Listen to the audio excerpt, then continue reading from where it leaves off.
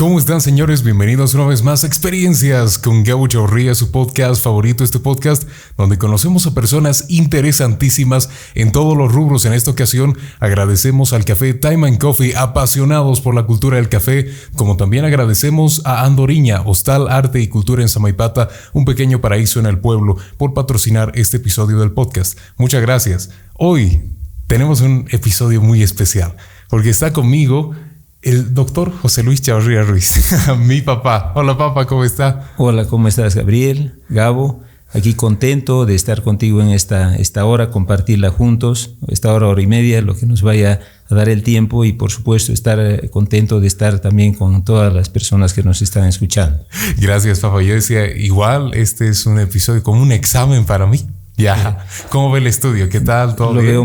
Lo veo muy bien, me parece un lugar muy bonito. Sé que tú te sientes en mucho agrado con él, por lo que siempre conversamos, y pues yo también me siento muy a gusto aquí presente. Excelente, papá, es genial. Y además puedo decir que pedían que usted venga aquí. Ah, sí, bueno, es una alegría saberlo. Y felizmente ya muchos me conocen aquí en Sucre, en algunos lugares del país también, y contento de que despierte alguna expectativa. Estoy contento de estar aquí presente también. Claro, y seguro, es decir, la expectativa está ahí, porque también yo publicaba, y es que yo me atrevo a decir, porque claro, soy su hijo, pero siempre que usted es el considerado mejor pediatra de Sucre, y por qué no de Bolivia y el mundo, para mí por lo menos. Así que creo que vamos a tener una charla excelente. Pero primero, como iniciamos toda entrevista, papá, preguntándoles a los mismos invitados cómo se consideran, cómo se definen, porque tal vez muchas personas tal vez los definen de una manera que no les gusta. ¿Quién es José Luis Chavarría Ruiz? Bueno, en realidad yo me puedo definir como una persona agradecida. Esa es básicamente mi definición como persona, una persona que está muy agradecida por la vida. Wow, interesante. Y sin duda también parte de su vida ha sido la medicina, gran parte de su vida. Yo conozco muchas de sus historias que voy a ir sacando en el mismo episodio para que pueda contárnoslo. Pero bueno, más conocido ahora en el ámbito de la medicina, ¿no? Pero ¿cómo empezó? ¿Cómo empezó todo? Sí, en realidad mi inicio ha sido interesante. Yo en realidad en el tiempo de colegio tenía la idea de adoptar otra profesión. Me gustaba mucho la parte numérica, me gustaban mucho los números y claro, yo decía, este es tal vez mi fuerte, pero poco a poco fui cambiando de ideas, ¿no? Cambiando poco a poco en el transcurso de la secundaria, en mi querido Colegio Sagrado Corazón. Y si ven algún compañero, si me está viendo, una alegría poder también compartir con ustedes esta parte de nuestra vida. Y tenía esa idea. Siempre me ha gustado ser muy autodidacta. Yo siempre he buscado la información dentro del punto de vista personal, no tanto dentro del punto de vista académico, revisando libros, etc. Y veía que mi fortaleza estaba en ese campo.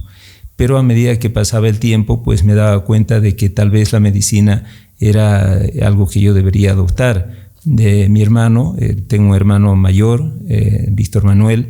Él en realidad siempre ha sido un apasionado por la medicina, y recuerdo que desde muy pequeñitos teníamos muchos animalitos, muchos perritos, y alguno se moría y él lo que hacía es decir, José Luis, ven, vamos a ver qué le está pasando al perrito. Entonces agarraba y empezaba a operarlo al perrito, así niños, él me lleva con 3 años, éramos muy chiquitos, y él operaba y yo le ayudaba en las cirugías, tenía que estar ahí. Entonces me iba acostumbrando un poco y me mostraba, ves, este bicho era el que le ha hecho daño al pobre.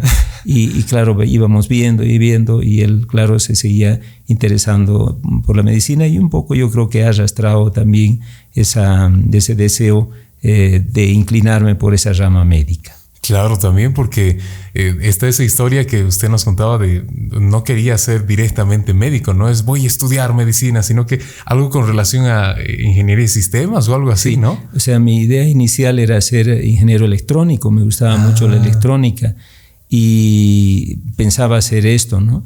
Pero como digo, esas inclinaciones seguramente me han decantado en el tiempo de estudio. Recuerdo que Víctor, que me lleva 3 años de edad, él entró primero a medicina y yo lo veía con dificultades. Él es una persona muy inteligente, pero con dificultades de enfocarse en el estudio. Yo siempre he sido un poquito más metódico en mis cosas, entonces dije, no, vamos a darme una mano como lo había hecho de niño, y juntos empezamos a estudiar, ¿no? Entonces yo entré también un poco compartiendo con él esa vocación, ese deseo de ser médico. Y poco a poco me fue gustando cada vez más, ¿no? Los primeros años en medicina son muy difíciles, son años enfocados básicamente en las matemáticas, en aprender lo básico de la medicina, es decir, conocer las generalidades del ser humano, claro. Y es más difícil, es de muchos detalles, de muchas cosas pequeñas, pero poco a poco ya fui entendiendo un poquito más el ser humano, y los últimos años son los que en realidad despiertan a todo estudiante el deseo de ser un buen médico, porque ahí veía las enfermedades y dicen, no, tengo que hacer algo para ayudar a las personas. Entonces ya empieza la verdadera vocación. Qué interesante. Sí. Y ya también está esa parte de la medicina, como que también vamos a hablar de ello, porque claro, este episodio sale el 6 de junio, el Día del Maestro, y usted es docente de la Facultad de Medicina de la Universidad San Francisco Javier. Y también con relación a eso, usted también debe ver muchas generaciones, cómo van cambiando, cómo los mismos alumnos empiezan a tal vez uno diría, a veces uno tiene un objetivo de especialidad, no quiero especializarme en cáncer, me voy a oncología. Entonces usted va viendo tal vez ciertas ramas que se van repitiendo. Dentro de su decisión, cuando usted estaba joven y tomó la decisión de tal vez ser pediatra, ¿no? Dirigirse a ese ámbito. ¿Cómo fue que tomó la decisión? Para también sus alumnos, ¿cómo pueden tomar esa decisión? Claro, es compleja, ¿no? Porque uno piensa que llega, por ejemplo, al bachillerato, muchos llegan ya con la vocación muy clara. Dicen, no, yo voy a ser evidentemente, no sé, en el caso tuyo, comunicador social, porque me gusta esta área. Yo, como te digo, llegué ahí, pero sin estar seguro de lo que quería hacer, más me inclinaba hacia la parte electrónica y matemática. Pero fui cambiando, viendo un poco lo que hacía mi hermano, me acercó a la parte médica, y dije, no, creo que esto es importante, es más útil, ¿no? Y me sentía más útil ahí.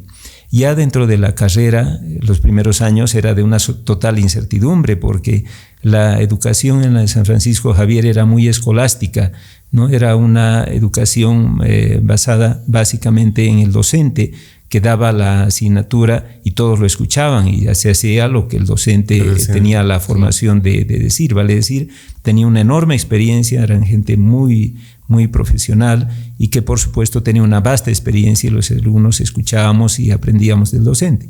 Pero yo nunca me guiaba en ese sentido, entonces ahí me gustaba estudiar en la biblioteca, en los libros, y sacar uno, sacar otro, de tal manera que en el momento del examen yo tenía grandes dificultades, porque no estaba lo que había dicho el docente, que era su experiencia personal. Claro. Entonces tenía conflicto, ¿no? Entonces me confundía un poco la medicina en esos primeros años. Ya poco a poco, especialmente yo diría en el internado es un último año que hacemos en medicina, donde estamos muy en contacto directo con los pacientes, ¿no? Estamos más ahí junto con ellos. Entonces ahí me encantaban los ancianos, las personas mayores. Entonces quería ser un geriatra. Yo ya dije, no, ahora voy a ser geriatra, ¿no? Luego empecé a rotar por la pediatría, tenía excelentes docentes, recuerdo mucho al doctor Ayes, al doctor Medina, que son los que un poco me han ido imbuyendo ese cariño hacia los niños, ¿no? Entonces decía, sí, pucha, una población excelente, muy necesitada, yo debo estar ahí. Y decía, ¿y ahora qué hago? Porque también quiero estar con los ancianos y con los niños. ¿Y ahora qué voy a hacer? Entonces me fui a la provincia. Antes hacíamos un año de provincia, o sea, nos íbamos al campo y estábamos un año con los pacientes. Todos los ancianos son una maravilla, ¿no? Porque yo iba, tenía mis amigas, mis amigos ancianos, y claro, me invitaban su cafecito, yo compartía con ellos y los revisaba. Recuerdo noches enormes en Caballo, en Alcalá, que es donde he hecho mi año de provincia, y era a la 1 de la mañana con linternita en mano, con el caballo, tratando de buscar al enfermo. Y claro, me despertó mucho entusiasmo a esa rama. Pero los niños eran muy desprotegidos. O sea, era terrible, enfermedades diarreicas graves, neumonías, entonces uno tenía que estar ahí, o sea, tenía que haber algo en que les ayude. Y yo estaba en eso, o sea, dije al final, ¿qué elijo? Creo que los niños son mi pasión, y ahí entré. Wow, o sea que es determinante también verlo en cancha, ¿no? Sí, o sea, ver, porque claro, la teoría me imagino que debe ser guiada hacia escuelas, hacia el docente, pero en la práctica uno está haciendo lo que uno ve, ¿no? Como doctor. Correcto, sí. Usted diría en realidad es básicamente la experiencia ya con el paciente, o me imagino la experiencia ya en cualquier rama. Uno se va, el caso tuyo, seguro, Gabriel, te vas afrontando a distintas ramas de la comunicación social y ahí te das cuenta cuando estás en cancha, decir cuál realmente me gusta, ¿no? Cuál es mi pasión. Lo mismo en medicina, ¿no? Uno se va decantando de acuerdo un poquito a lo que vaya viendo, a lo que realmente siente que le hace vibrar. Claro, qué interesante. Y eso es un consejo muy bueno para los alumnos que ahora están a punto de decidir, porque a veces pasa eso, que llegan hasta último año o a punto de llegar a la decisión y no saben en qué fijarse. Entonces tendríamos que darles esa chance de que puedan practicar siempre y así saber qué pueden decidir. Ese tal vez sería el consejo, ¿no? Sí, mire, cuando estamos con los alumnos yo veo a algunos muy desmotivados, ¿no? O sea, no encuentran el por qué están ahí. Yo les pregunto, a ver, ¿por qué entraron a medicina? Por ayudar, ese es el concepto de todos los médicos. Dice, por ayudar, doctor, yo quería ayudar. Pero ¿y qué ha pasado con tu criterio? Ahora ya no estudias. ¿Cómo vas a ayudar si no estudias, si no te aplicas, si no te motivas? Algunos me dicen, doctor, creo que voy a dejar pediatría, que es la asignatura que yo regento en medicina. Es una última etapa de la formación del médico, o sea, está en el último año del grado.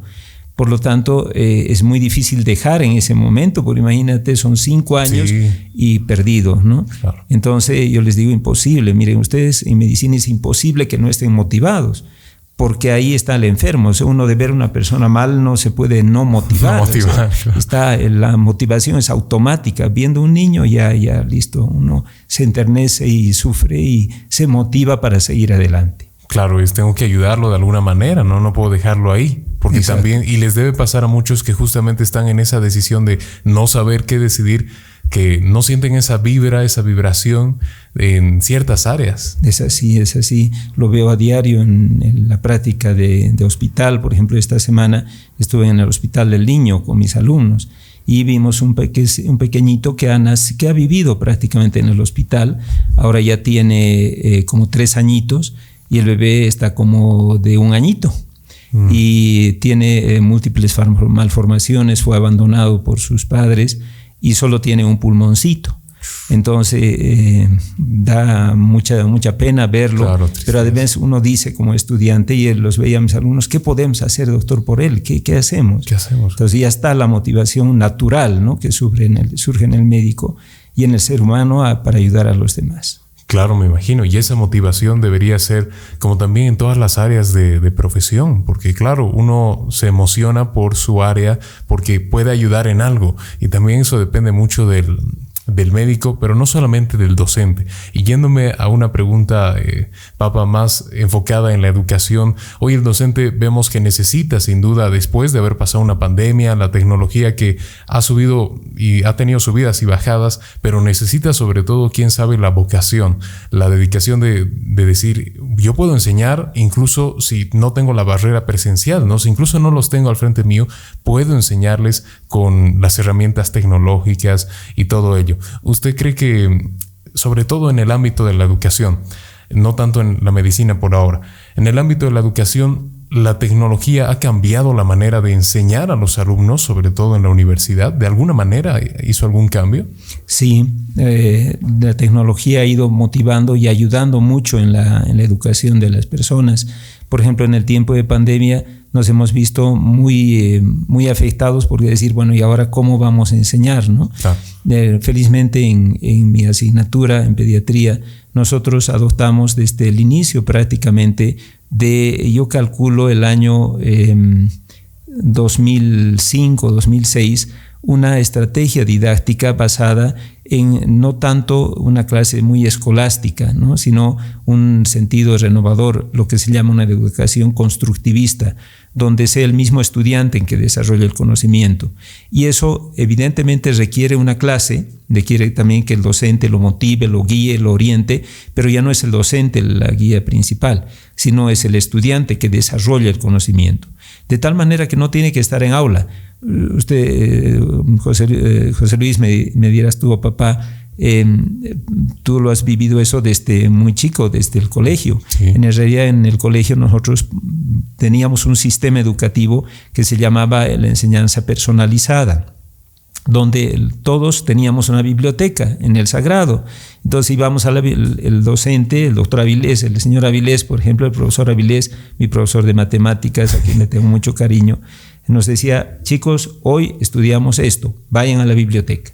Entonces íbamos a la biblioteca, sacábamos los libros, nos sentábamos y empezábamos a leer y nos levantábamos: profesor, no entiendo ni jota, no entiendo nada. ¿Sabes qué? Esto tienes que hacerlo así. A ver, haz esta parte, ya. Listo, José Luis, vea tú haciendo. Tú, a ver, ya, ¿qué quieres? Entonces así nos iba enseñando. Claro, uno por uno. Entonces yo estaba ya acostumbrado a ese tipo de educación. Entonces un poco vimos que sí había en el sistema educativo el sistema de que el estudiante de desarrollo de competencias profesionales. Entonces lo fuimos aplicando en pediatría inicialmente, luego convenciendo a toda la facultad de que esa era una buena técnica. Había otras asignaturas como anatomía que ya lo llevaban también, que tenían el mismo criterio. Entonces fuimos fortaleciendo los niveles gerenciales administrativos de nuestra facultad, apoyaron la idea y fuimos cambiando de tal manera que medicina ya estaba un poco acostumbrada a que no sea el aula la principal fuente de información, sino que sean también la investigación, la búsqueda, ¿verdad? La autoformación. Entonces, ¿no? Exacto, entonces nos favoreció.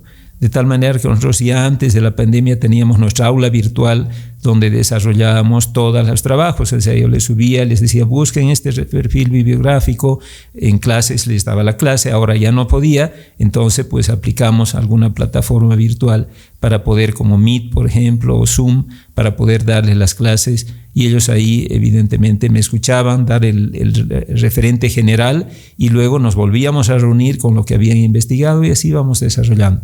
Pero claro, siempre faltaba en medicina la presencia del paciente.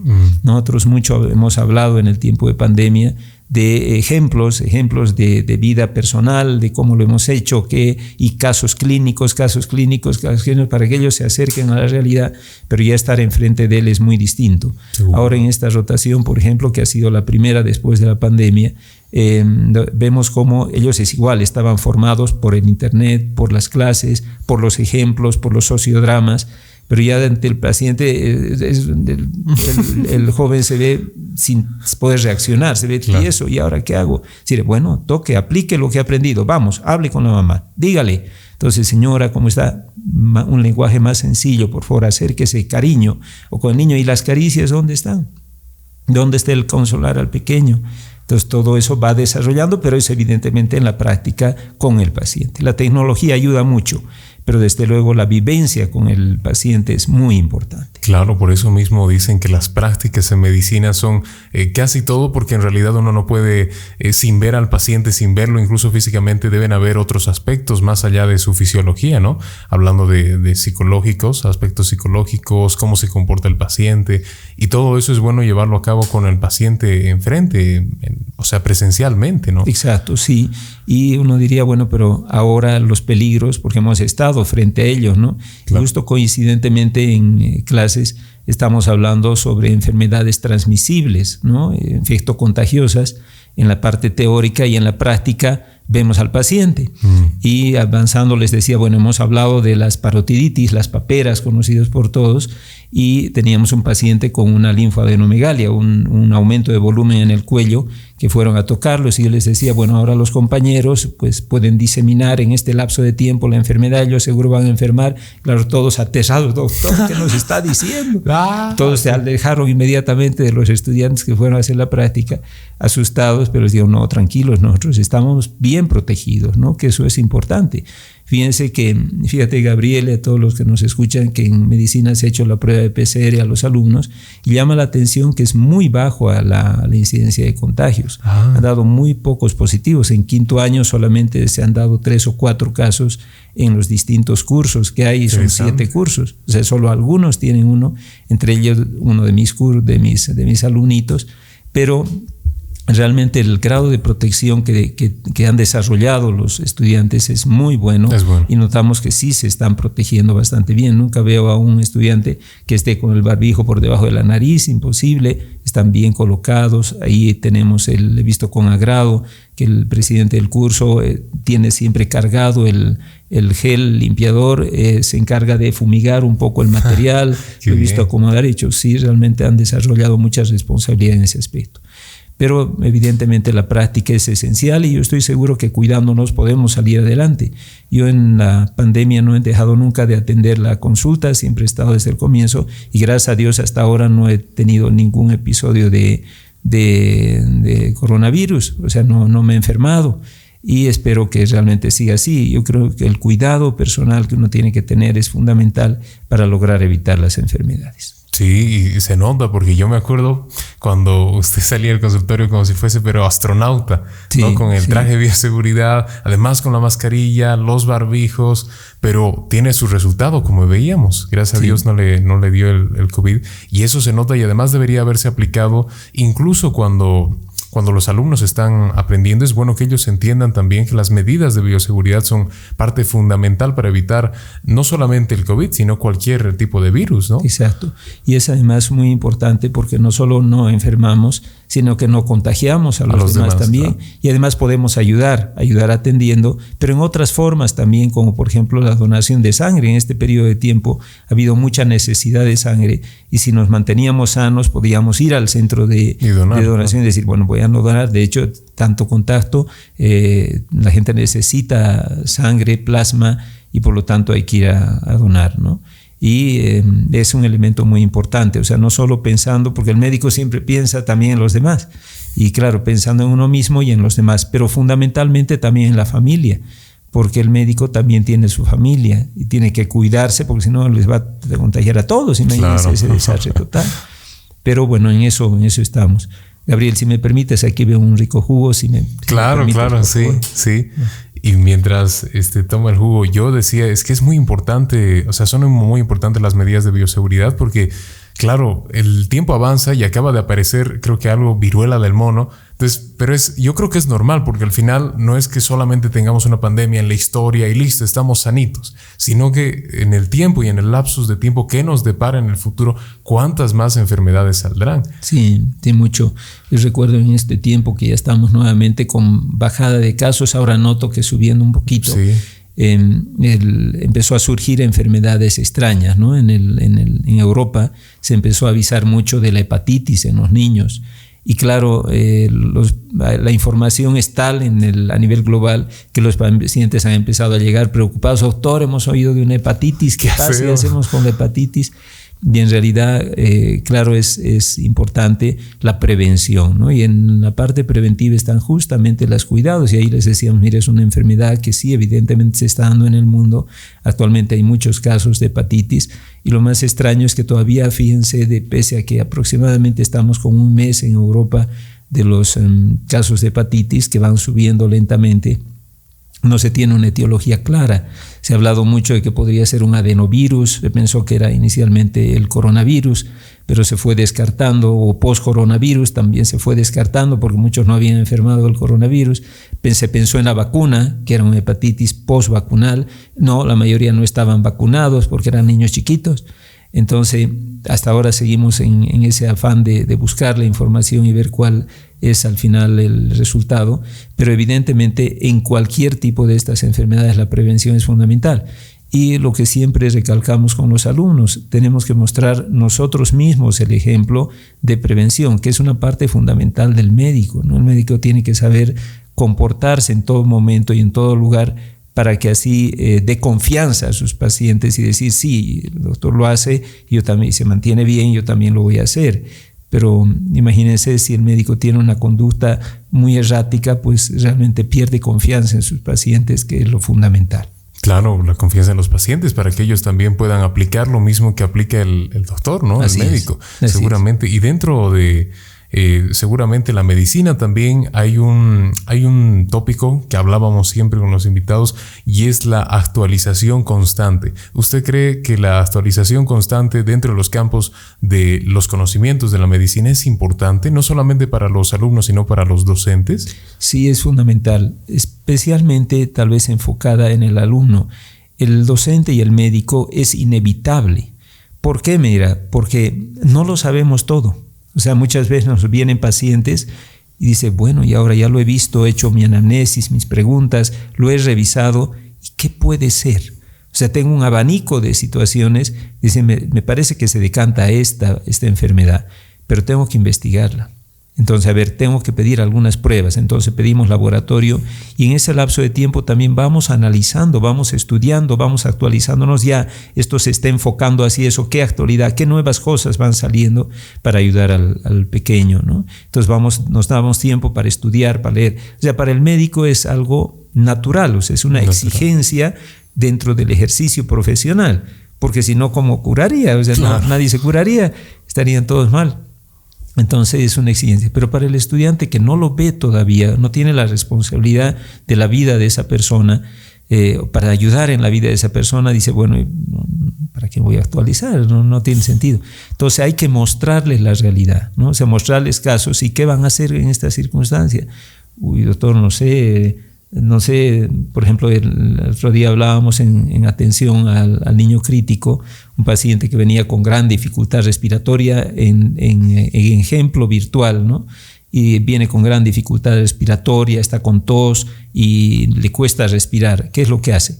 Tiene tos y le doy un antibiótico, pero no. Porque si está con dificultad respiratoria, ¿qué va a pasar si le da el antibiótico? No va a actuar en forma inmediata. Entonces tengo que tratar su dificultad respiratoria primero, tengo que ver cómo voy a alimentar a ese niño porque no puede tomar porque está con dificultad respiratoria y al último probablemente tenga que dar el antibiótico. Entonces enseñarles a razonar con mucha lógica, que es lo que insistimos todo el tiempo en nuestros alumnos, es fundamental, ¿no?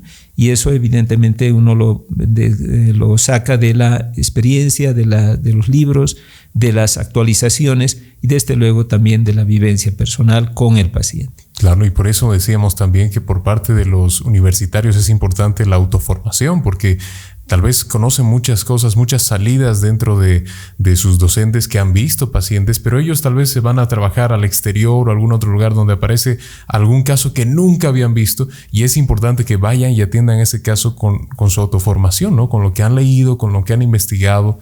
También es eso. Exacto, sí. Y ahí entre el otro aspecto importante, ¿no? El estar bien formado es importante, pero también buscamos la formación integral, ¿no? O sea, por ejemplo, es muy difícil un paciente que viene a la consulta y nos está preguntando por tos, decir, a ver, ¿desde cuándo, señora, tiene tos? Allá, muy bien, la señora está muy álgida, se la nota muy afligida. A ver, ya, señora, abra la boca, ¿qué siente? ¿Le está doliendo ahorita? No, doctor, ahorita no me duele, y sigue muy afligida. Entonces, a ver, ya abra la boca, ya sí tiene la infección de garganta, tome esto y vuelva dentro de 5 días. Parece una atención eficiente, ¿no? Hemos determinado la etiología de la enfermedad, hemos dado el tratamiento, pero ¿y por qué está afligida? ¿Qué ha pasado? Si ya no le está doliendo. Entonces decir, bueno, muy bien, señora, pero señora, la veo un poquito afectada. ¿Qué es lo que está pasando? ¿Es por la enfermedad, señora? No, doctor, y ahí se pone a llorar. Lo que pasa es que estoy con este problema, mi marido, etcétera. Pero no, a ver, señora, veamos, conversemos. O sea, procuramos que el desarrollo de competencias, o sea, el aprendizaje del estudiante, el autoaprendizaje y el aprendizaje del docente se centre no solo en conocimientos, sino en actitudes y valores y habilidades, por supuesto, ¿no? Entonces los valores son muy importantes. Se desarrollan, por supuesto, en el hogar, pero también en el cotidiano vivir de su formación profesional. O sea que nuestra formación trata de ser integral, ¿no? O sea, no solo enseñar conocimientos, sino habilidades, actitudes y valores. Que seguro los que escuchan dirán, vemos muy poco porque no hay valores. No hay valores. Voy al médico, nos dice esta recetita y hasta luego. Estaba llorando, sí, no me he dado cuenta, bueno, que se vaya nomás. Pero no es eso, esa no es parte de la medicina. Claro, y hay que priorizar eso. No, qué interesante, papá. ¿Le parece si hablamos de ahora el mundo de la pediatría en específico al volver de esta pausa? Claro que sí, con todo esto va a ser apasionante poder hablar de un tema tan bonito. Excelente. Enseguida volvemos, señores, experiencias con Gabo Chavarría. Hola, buenos días, buenas tardes o buenas noches. Una vivienda es el proyecto de vida de una persona. Es un gran paso para cualquiera que decide edificar, ya sea para vivir en ella o para dársela a otro afortunado usuario. Es así que esta debe responder a los sueños y a las grandes metas de la imaginación de todos los clientes. Como arquitectos debemos poder responder a estos deseos y no debemos tener miedo ante cualquier problema que rompa los esquemas del diseño actual. Es así que siempre voy a recomendar como arquitecto el diseño y el cálculo estructural y un diseño adecuado a los deseos del cliente, para con las nuevas tecnologías y las nuevas técnicas, tanto en cálculo como en diseño, tener la mejor casa posible para responder a este anhelo de vida de cada persona. Arquitecto Pedro Eduardo Chavarría Herrera. Contactos al 637-67-874. Volvemos, señores, de esta pequeña pausa a Experiencias con Gabo Chavarría y estamos hablando con el doctor José Luis Chavarría. A ver, habíamos hablado, Papa, de la etapa de docente, de la universidad, que también es muy importante la autoformación, y seguro que todo esto en miras a que hacer profesionales, a que también los alumnos sean profesionales, se lancen al mercado laboral, pero lanzarse a un mercado laboral no es tan fácil como uno cree. Hablando siempre desde su perspectiva, ¿cómo fue el inicio? Ahora usted ya atiende generaciones en su consultorio privado, pero seguro que el inicio fue difícil. ¿Cómo fue el inicio? Sí, en realidad el inicio ha sido bien complejo. Uno, porque ya cuando uno egresa, siempre la primera es nadie lo conoce, por supuesto, nadie va a ir automáticamente a la atención del médico. Me imagino que se da en todas las profesiones. Un mecánico igual no va a tener gente porque nadie lo conoce, no sabe cómo desarrolla su trabajo, y evidentemente ahí viene la gran dificultad. Yo normalmente cuando egresé ya de pediatra, me planteé empezar a trabajar porque queríamos hacer siempre una subespecialidad con mi esposa, con la doctora Herrera, y dijimos no tenemos que hacer subespecialidad, pero ahora ya somos pediatras, vamos a esperar a hacer la subespecialidad. Yo era pediatra, mi esposa médico internista, y a trabajar, ¿no? En pediatría había por supuesto oportunidades, pero muy pocas en las ciudades. Entonces me fui a trabajar al campo, a un lugar que se llama Telamayo, cerca de Atocha, y un lugar muy hermoso, un centro minero, solo que con un frío tremendo, ¿no? Yo recuerdo que cuando llegaba por primera vez, íbamos en tren en aquella época, les hablo del año más o menos 92, exactamente 92, yo me iba a Atocha en tren desde La Paz. Y resulta que llegando, literalmente, recordé que llegué en la mañanita a las 6 de la mañana, 7, no podía articular palabra. Me vino a recoger la ambulancia porque no es común que vaya el pediatra a trabajar a este lugar. Entonces vino toda una comitiva y yo no podía hablar ni a los comunarios ni tampoco a los médicos porque estaba totalmente congelado con el frío que hacía. Y poco a poco pues ya me fui acostumbrando y después ya mucho más tranquilo en Telamayo, mis primeras armas como médico en el centro minero, muy bonito, la gente muy receptiva, muy amable, la gente muy cariñosa, muy feliz de haber estado allá y muy contento. Fue lamentablemente mi estadía muy corta, solo estuve 3 meses y luego ya me fui a hacer una especialidad, una subespecialidad que era la neonatología, el manejo de los recién naciditos, que era la parte que más me apasionaba, por lo innovadora que es, por los cambios cada vez tan constantes que se van dando en el campo neonatal. Permanecimos con mi esposa haciendo la subespecialidad, ella en reumatología y yo en neonatología, durante 3 años en Barcelona y en el hospital clínico, al igual que mi esposa Blanca. Y una vez que ya egresamos, nos planteamos de decir, bueno, ¿ahora qué hacemos?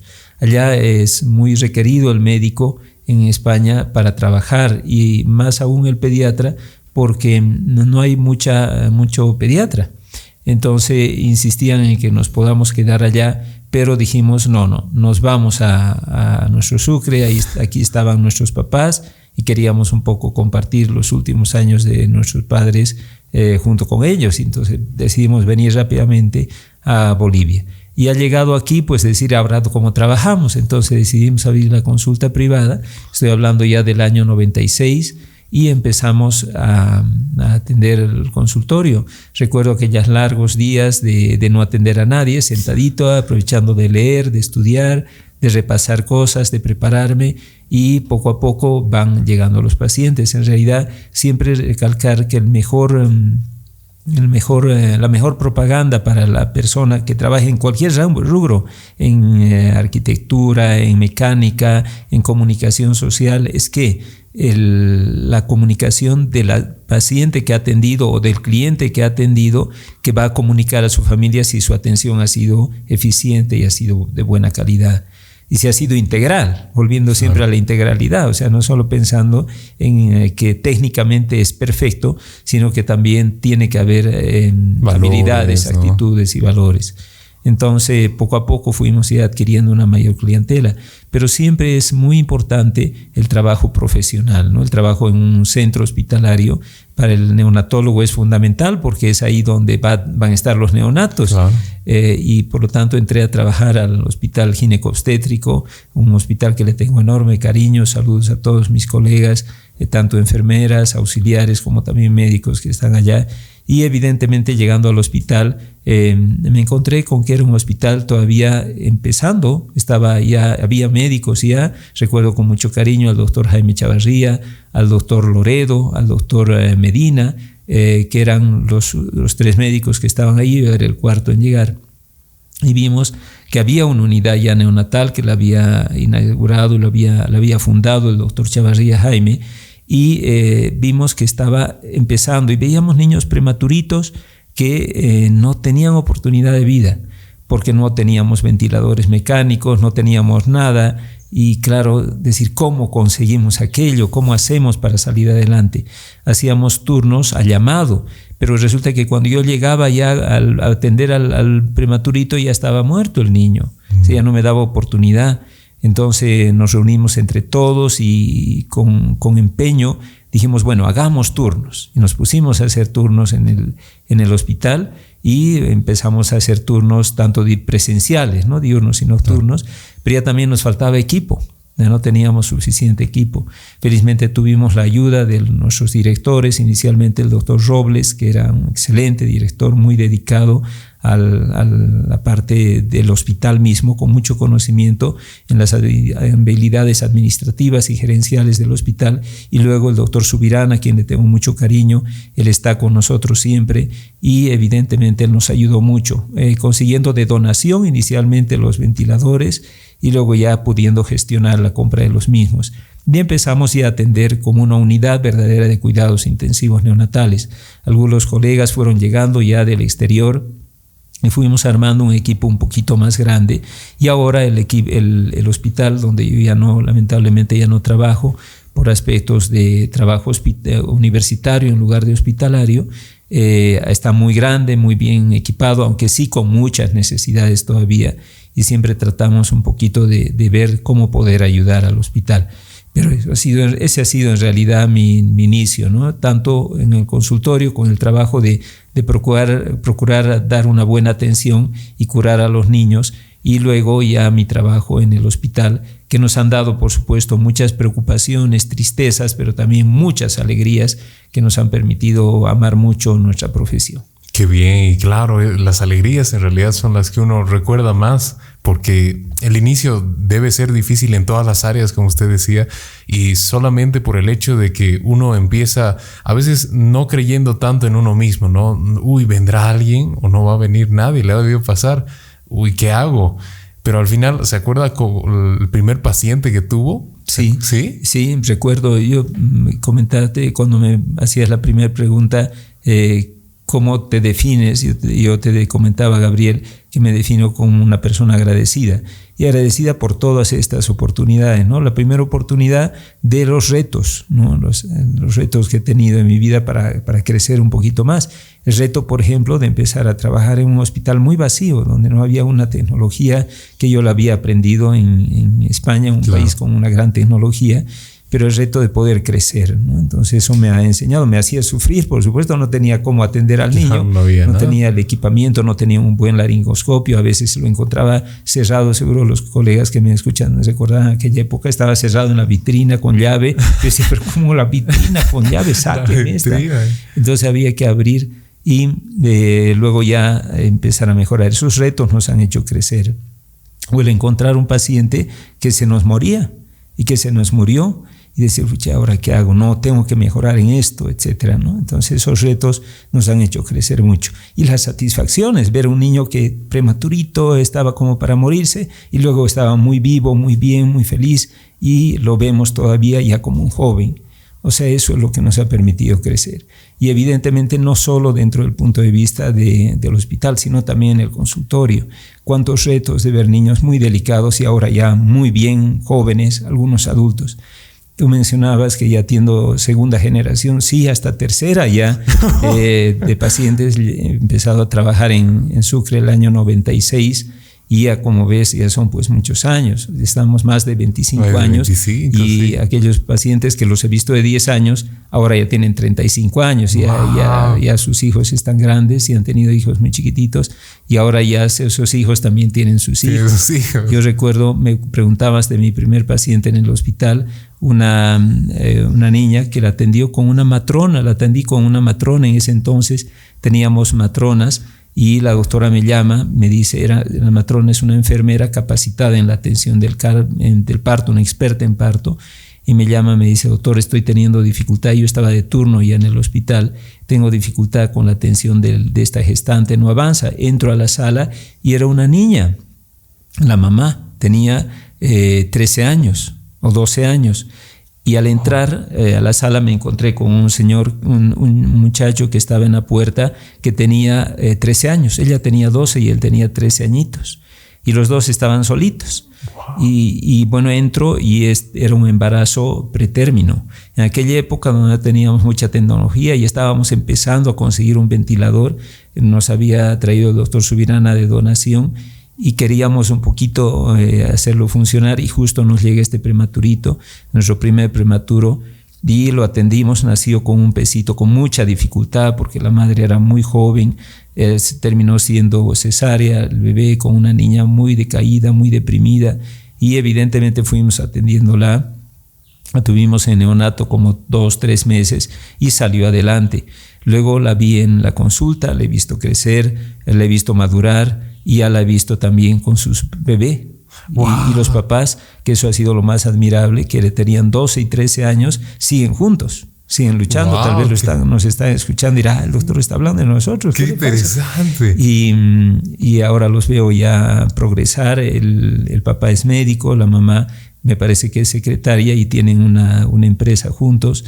Y claro, han salido adelante, ¿no? Y siguen juntos en lo más maravilloso, ¿sí? Desde los 13 años y solos, han surgido solos.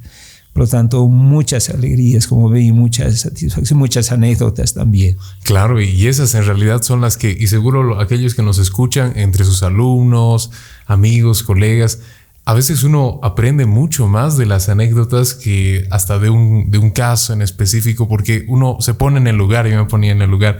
Qué miedo le debió dar cuando ve y el primer paciente son unos jovencitos, ¿no? Claro. Uno se pregunta, pero ¿y qué pasó, no? Claro, y muchas veces nos ocurren así, nos ocurría y nos sigue ocurriendo, donde la mamá, pasan 2 días y ¿dónde está la mamá? No hay la mamá. Uy, se va a olvidar del niño. Teléfono, rápido, ¿dónde está? Ya, llamar a la mamá. Señora, no ha venido ayer a ver a su niño. Sí, doctor, es que estoy ocupada. No, tiene que venir a ver a su niño. No pueden dejar de venir. ¿Cómo va a saber cómo está? Su bebé lo necesita. Porque uno piensa que porque es un prematuro no se da cuenta de la lejanía de su madre.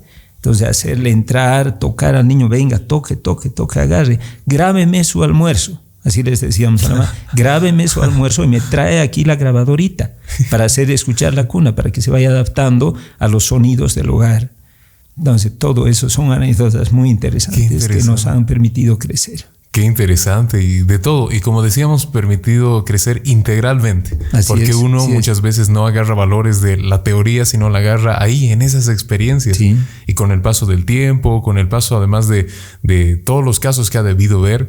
Y seguro que, como también me gustaría que hablemos de este tema, lo habíamos visto en algunas pausas de los episodios, y es que muchas mamás hoy en día empiezan a priorizar, y cómo no, con el especialista aquí, a priorizar el tema de darles leche pero artificial a sus niños, ¿no? ¿Usted cree que es importante darle leche materna a los mismos niños? ¿O qué diferencia hay? ¿En qué se diferencia? Sí, en realidad son aspectos muy importantes, ¿no? Vivimos, por ejemplo, actualmente una época en que observamos muy insistentemente que las mamás primero optan por el nacimiento del niño por vía cesárea, y luego viene el reto de la lactancia materna, donde encuentran dificultades en darle el pecho por también la herida, no se puede mover bien, entonces al final deciden el uso de leches de fórmula, ¿no?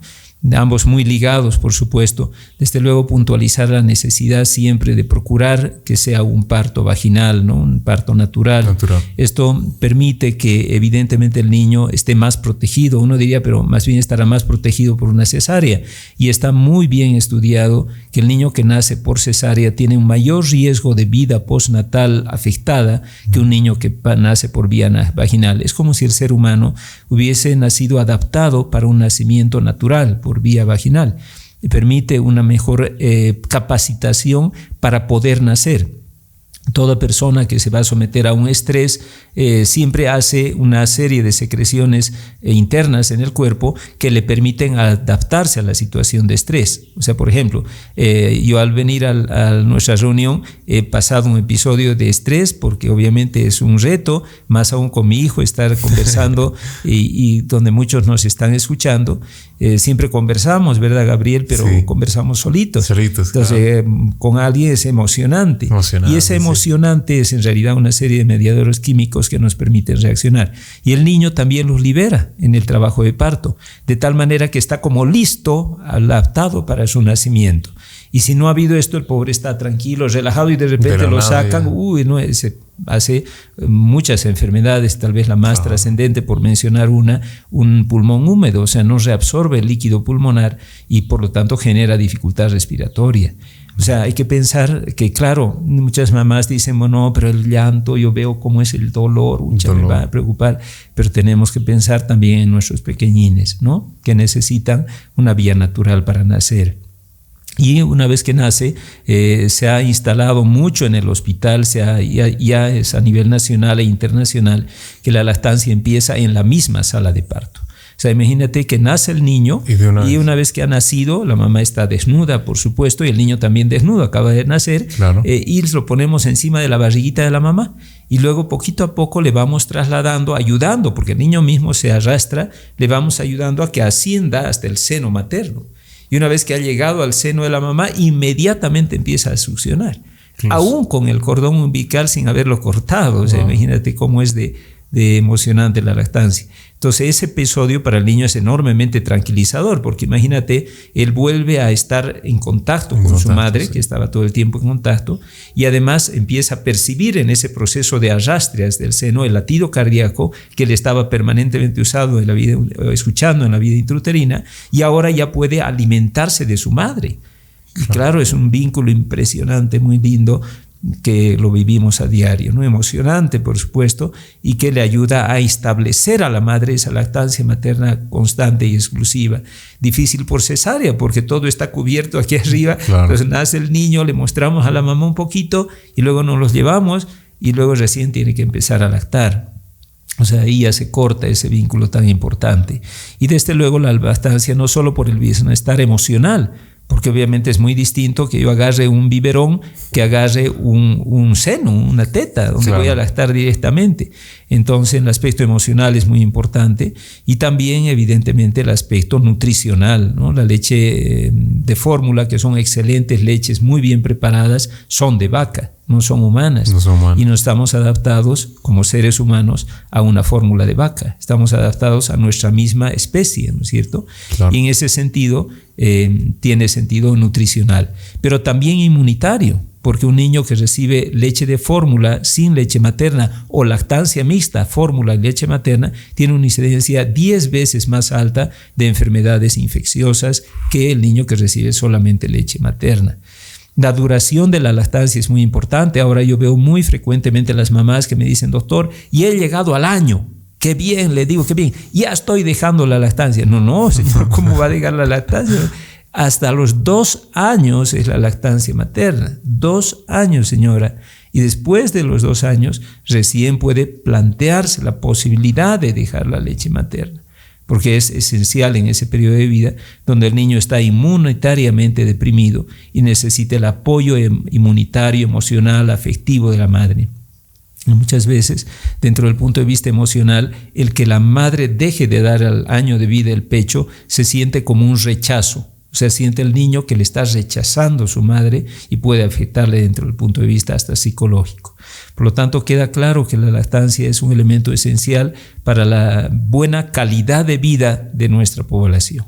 Claro, y además leía en internet y es muy cierto esto de que los vínculos que se crean con la madre al tener lactancia materna son muy distintos a aquellos vínculos que se crean madre e hijo cuando la leche es de fórmula, porque justamente el niño, el pequeño, no tiene la posibilidad de ver ni de abrir sus ojos, no solamente escucha y medio aturdido, busca a su madre, ¿no? Y ahí la siente, y con la lactancia materna es como el primer vínculo, después de haber estado dentro de la madre, es el primer vínculo que los conecta oficialmente, digámoslo así. Claro, entonces también es importante esa parte, crear un vínculo. Y claro, es como toda una cultura, ¿no? Se crea ahí el vínculo y todo lo demás. Sí, y ahí nosotros contribuimos en la manera de lo posible para que sea así. He visto muchas mamás que, por ejemplo, nace el bebé y lo ponemos en el vientre de la mamá y la mamá está así, aterrada. ¿Qué ha pasado? Cada persona reacciona de manera diferente a una situación emocional. Muchas mamás se abalanzan hacia el niño para agarrarlo, otras se quedan ahí, y ahí nosotros participamos, ¿no? Es decir, agarramos la mano de la señora, venga señora, hace resistencia a la mamá, tóquelo señora, toque, a ver la otra manito, venga, mire qué preciosura, está bien su bebé, ya está buscándola, mire doña, pues fíjese su carita tan linda, venga, vamos, ayudamos. Y la mamá ya se pone a participar y se pone muy bien y todo sale adelante.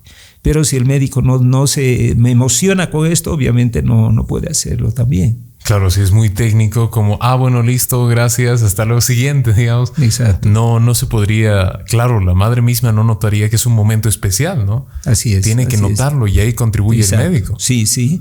Y en todo, ¿no? En la atención de la gestante también, ella tiene los dolores, le duele, le tiene que pujar, entonces el médico tiene que alentar, ahí estamos todos, vamos señora, puje, venga, un esfuerzo, y todos, les soy totalmente sinceros a todos los que nos escuchan, todos pujamos junto con la mamá, estamos ahí, vamos, no, meta ahora, puje, fuerza, y ahí todos nos vemos ahí haciendo gestos, y la mamá se siente apoyada o agarrada, la mamá la agarramos, y ahí nos quedan todavía marcas de las manos de las mamás que con ese momento de estrés, que nos dejan moretones inclusive en los antebrazos, porque claro, está agarrándonos con una fuerza impresionante para tratar de pujar, y nosotros, sí señora, siga adelante, siga señor, con el dolor afligidos, pero bueno, ya qué vamos a hacer, siga, dele fuerza, y al final hacía ya por fin.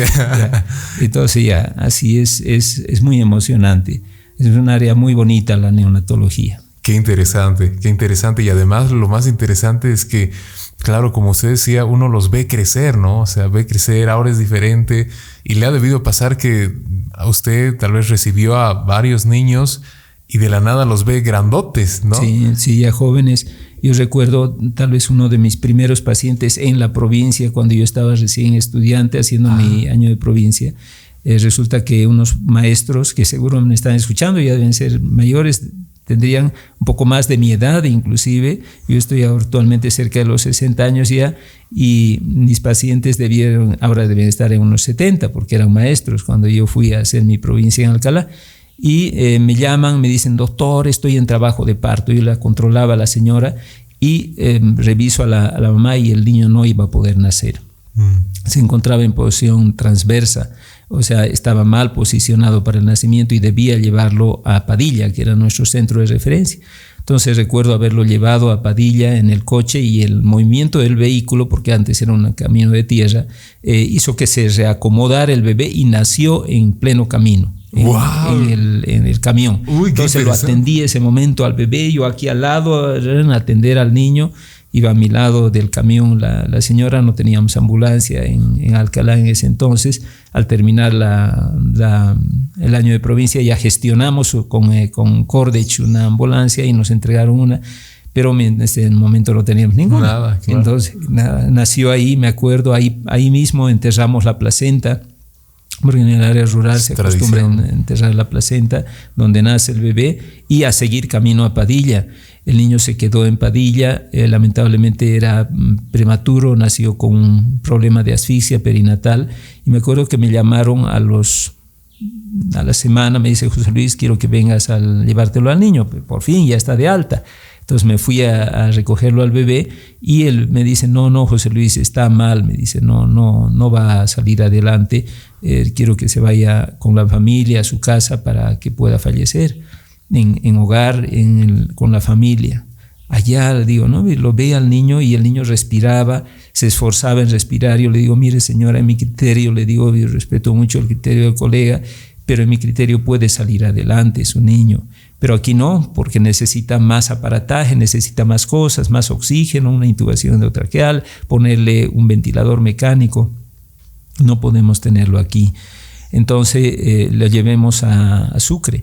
Y recuerdo que en el trayecto de Alcalá a Sucre, que era un trayecto un poquito más largo, por supuesto no había ambulancia en jeep, hemos debido detenernos unas 8 veces en el camino para hacer reanimación neonatal. O sea, hacía paro el niño y nos deteníamos para reanimarle, atenderle, lograr que nuevamente vuelva a respirar, masaje cardíaco, uso de adrenalina, etcétera, medicación que se utiliza en la atención de un niño, y llegamos vivo el paciente al Hospital Jaime Mendoza. En el hospital se quedó el pequeño y luego ya al mes y medio lo devolvieron al niño y el niño estaba bien. Estaba sanito, lactando, estaba muy bien. Y resulta que, yo lo seguí atendiendo hasta que terminó mi provincia y me fui a hacer la especialidad, la subespecialidad. Pero antes de irme, los papás me dicen: doctor, queremos que sea su padrino. Ya, muy bien, voy a ser el padrino. Entonces fui el padrino del niño, luego ya me fui. Cuando volví, más o menos ya después de unos 6, 7 años, me visita un niño en la consulta, que era mi sobrín, mi ahijadito. Entonces lo atiendo, lo veo y lo he seguido hasta que se ha vuelto ya un joven, donde ya he dejado de atenderlo, porque ya obviamente ya sale de mi especialidad.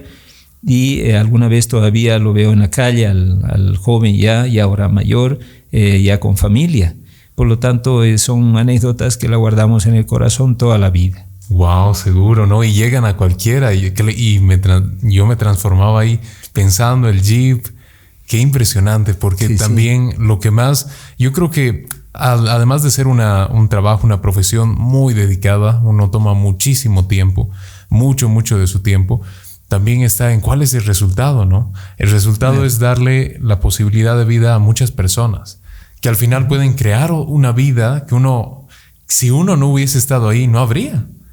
¿No? Entonces darle esa oportunidad, qué interesante. Y también dentro de eso debe estar el ámbito personal, ¿no? Estar preparado sobre todo en cuanto a personalidad para todo tipo de situaciones como estas de reanimar 8 veces, que es impresionante, como también situaciones donde seguramente pasan de todas las cosas, no hay todo el material necesario, no hay de todo. Y esas partes yo creo que van muy de la mano de la personalidad también de cada uno de los doctores, de cada una de las personas. ¿Le parece, Papa, si hablamos de su personalidad y su vida más de fuera de la medicina y de la docencia a través de esta pausa, de la siguiente pausa? Claro que sí, va a ser un gusto poder revelar otros aspectos de nuestras vidas. Exactamente, es así. Muchas gracias, señores. Enseguida volvemos. Hola, buenos días, buenas tardes o buenas noches. Una vivienda es el proyecto de vida de una persona. Es un gran paso para cualquiera que decide edificar, ya sea para vivir en ella o para dársela a otro afortunado usuario. Es así que esta debe responder a los sueños y a las grandes metas de la imaginación de todos los clientes. Como arquitectos debemos poder responder a estos deseos y no debemos tener miedo ante cualquier problema que rompa los esquemas del diseño actual. Es así que siempre voy a recomendar como arquitecto el diseño y el cálculo estructural y un diseño adecuado a los deseos del cliente para, con las nuevas tecnologías y las nuevas técnicas, tanto en cálculo como en diseño, tener la mejor casa posible para responder a este anhelo de vida de cada persona. Arquitecto Pedro Eduardo Chavarría Herrera. Contactos al 637-67-87-4.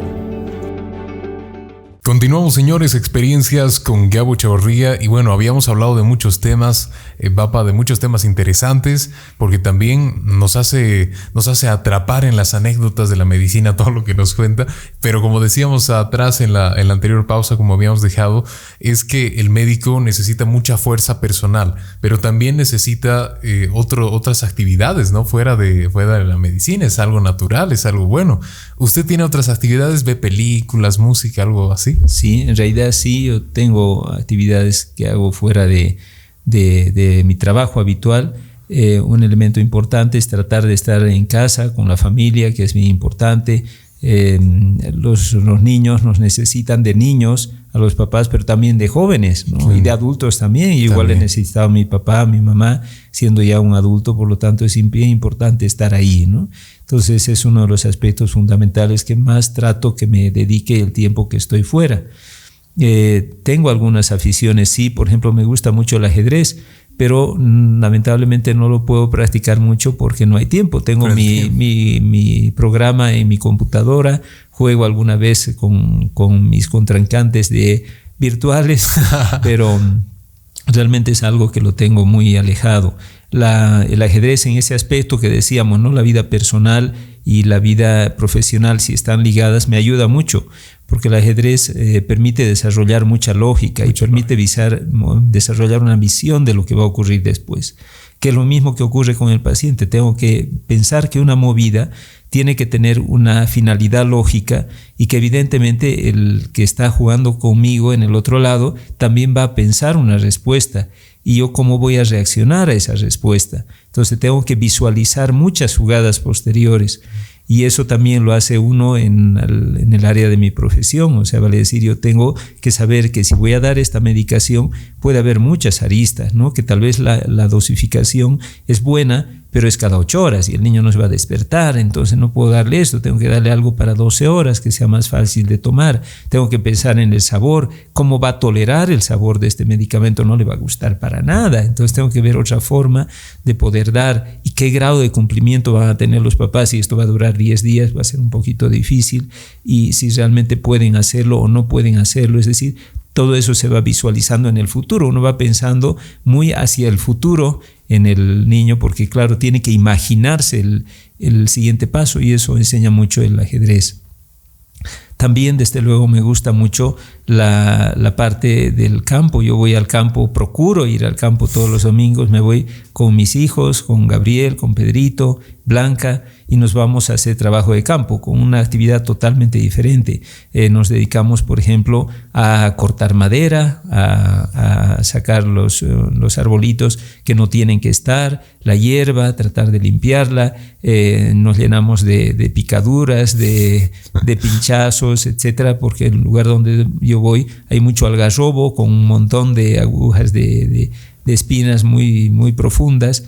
Y claro, todo el tiempo estamos con heridas y raspaduras. Pero es algo muy interesante también hacer. Procuro dedicar un buen tiempo. Ahora estoy empeñado en poder desarrollar el cultivo de los olivos. Son plantas muy lindas, muy resistentes. Además, he podido ver, las hemos puesto, ¿verdad, Gabrielito? En el mes de inicios de primavera, sí. Y ahora que estamos ya en invierno han crecido ya por lo menos unos 40 centímetros los arbolitos. Las hemos traído de unos 30 centímetros desde Cochabamba y ahora ya están con 60 centímetros. Entonces están más grandecitas, entonces hay que ir a deshiervar, a procurar que esté bien el riego y que no les esté faltando el agüita. Y son permanentes, o sea, no se pierden nunca sus hojas. Pero también hemos puesto nogales, y los nogales sí están ya cayendo sus hojitas, lo cual inicialmente nos ha preocupado, aunque vemos que no es una planta que esté permanente, que en invierno entre en su etapa estacional y por lo tanto tiene que perder sus hojitas, ver que estén bien fumigadas, va a ser la poda, qué vamos a poner en la poda, cómo vamos a cubrir las heridas, y con mis hijos he desarrollado algunas técnicas para tratar de evitar que se contaminen. Y es decir, es un trabajo muy interesante que construye a uno también como persona. Lo sensibiliza mucho a la vida que no es humana, sino que es las plantas, ¿no es cierto? Y ayuda a la construcción de la familia como cohesión también, que es un aspecto muy importante. Sí, porque yo también aprendo mucho también, esa es la idea, ¿no? Que a veces uno dice, voy a ir al campo a relajarme, pero nosotros aplicamos mucho de ir al campo a trabajar, ¿no? A estar a veces utilizamos el pico o cortando el césped, o sobre todo el área de la agricultura. Yo creo que a usted le motiva mucho a hacer crecer las plantitas, preocuparse por ellas. Y además es salir de un mundo que es la ciudad. Yo creo que ese es el objetivo, salir de la ciudad para enfocarse en otra parte muy distinta. Y todo lo aprendido también en el campo se trae a la ciudad de alguna manera, ¿no? Sí, funciona. Sí. Yo además vivo tú me dirás, y los oyentes también viven mucho en el futuro, programando el futuro y viendo las cosas que van a venir. Y yo sé que en algún momento voy a dejar la medicina porque obviamente todo tiene un ciclo. Claro. Y pienso entrar en la agricultura, o sea, dedicarme un poquito más. Por eso me voy preparando ya desde entonces, porque tanto los olivos como los nogales no son plantitas que nos den ya sus frutos en cuestión de 1 año, 2 años, sino que pueden pasar muchos años para que empiece a producir.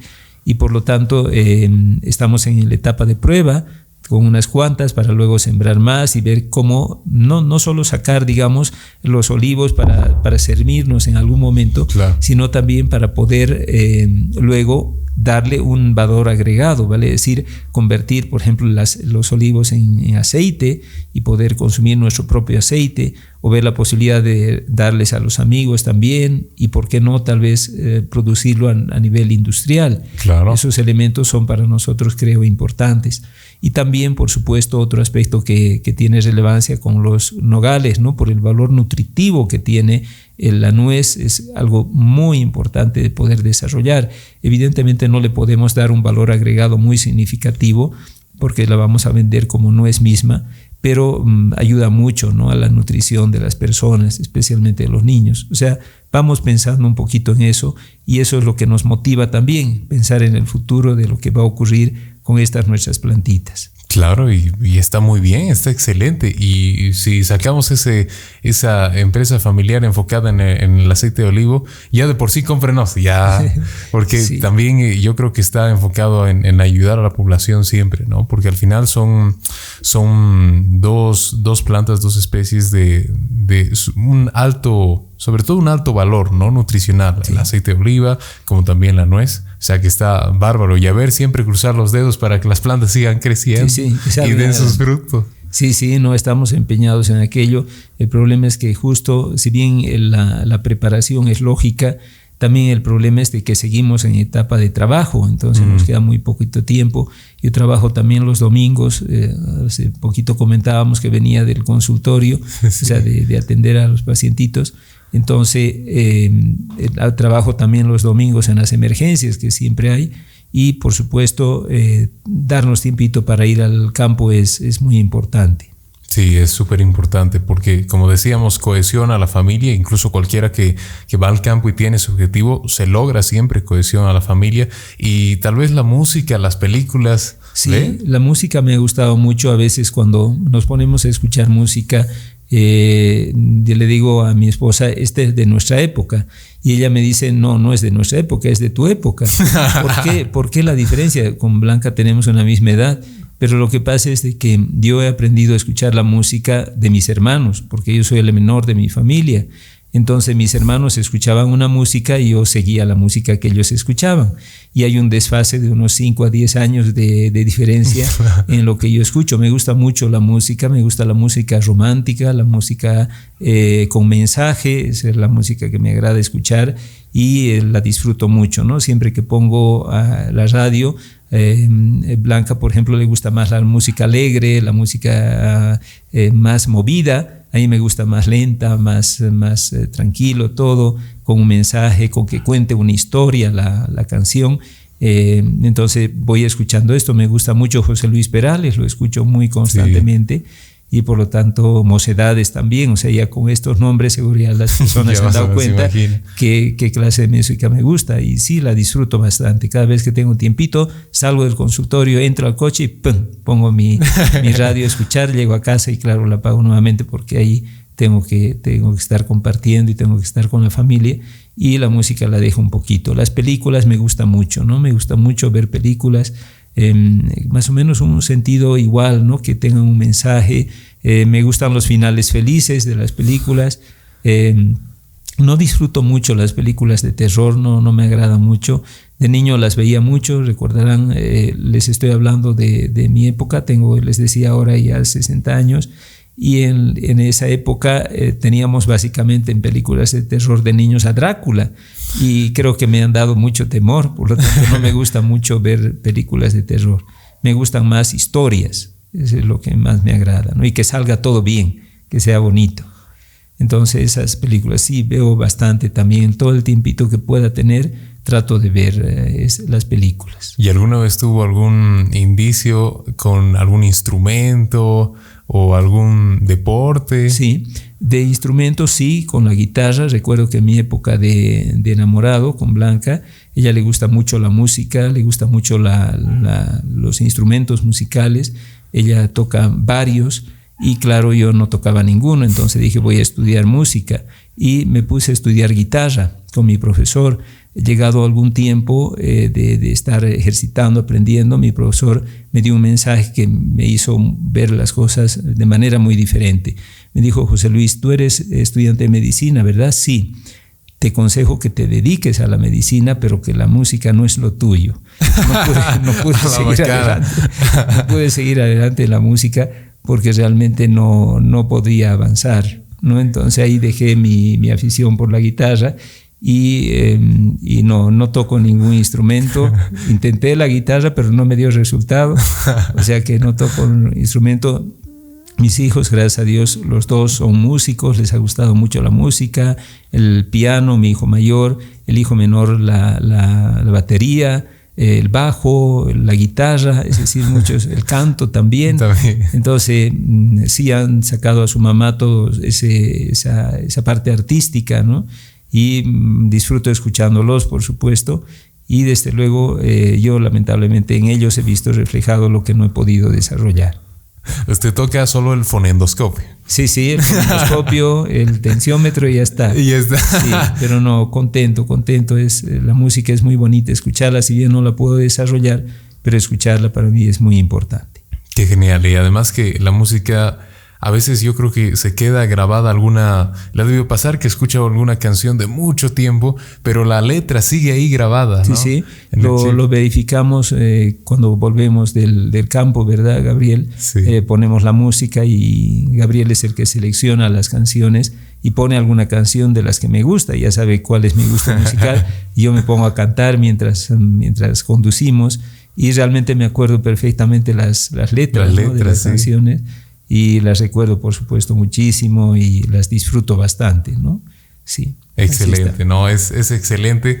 Bueno, Papa, 1h20 de la charla. Realmente una charla llena de matices, llena de experiencias, sobre todo anécdotas que al final nos hacen, y seguro que ustedes también los habrán hecho, convertirse un rato en la presencia del doctor José Luis Chavarría, en pensar, wow, yo me quedé con esas 8 reanimaciones, qué duro debió ser. Pero esas anécdotas son las que nos hacen aprender, y yo por eso mismo le extiendo, como siempre, Papa, muchas gracias, un agradecimiento por haber venido al podcast. Yo decía, lo habían pedido, dijeron, ¿cómo será escuchar al doctor fuera de su consultorio? Que lo vemos ahí solamente, le podemos charlar algo, ¿no? Pero nunca lo conocimos así tal cual, y creo que esta fue la oportunidad, así que muchas gracias. No, muchas gracias a ti, Gabriel, muy contento, me he sentido muy sereno, muy tranquilo en el podcast, y contento, por supuesto, de haber contado todas mis anécdotas, y ojalá les haya gustado a todos, que les sirva un poquito mi experiencia de vida, y que desde luego contento de estar con ustedes y desearles siempre mucha suerte